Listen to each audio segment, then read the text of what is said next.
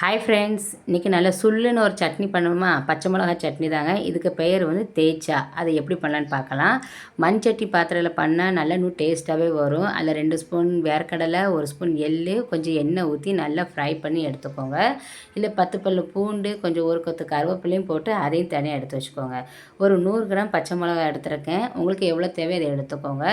அதையும் நல்லா ஃப்ரை பண்ணி 1 ஸ்பூன் ஜீரகம், 1 ஸ்பூன் உப்பு எல்லாம் போட்டு நல்லா ஃப்ரை பண்ணி ஒரு ஆற வச்சு எடுத்துக்கோங்க. அதே தவாவில் என்ன பண்ணுங்கள், ஒரு ரஃபிங்காக சாப் பண்ண இந்த வெங்காயத்தை நம்ம உள்ளி இருந்தாலும் போட்டாலும் இன்னும் நல்லாயிருக்கும்.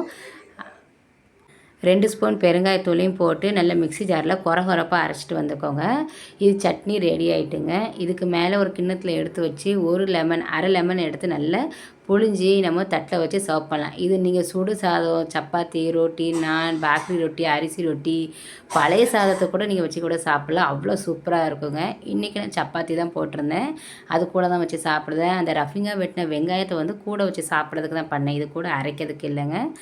இது பாருங்கள், ஒரு அரை லெமன் திருப்பி நான் புழிஞ்சிருக்கேன். உங்களுக்கு ஒரு நல்லெண்ணெய் ஊற்றி கூட நீங்கள் ஊற்றி சாப்பிட்டுக்கலாம். ஆனால் இது இப்படியே சாப்பிட்டா தான் ரொம்ப டேஸ்ட்டாக இருக்குங்க. நல்லா சுள்ளுன்னு பாருங்கள். சப்பாத்தி பிச்சு அந்த தேய்ச்ச சட்னியும் வச்சு ஒரு அரை வெங்காயத்தை வச்சு சாப்பிட்டேன். அவ்வளோ சுள்ளுன்னு இருந்துச்சு.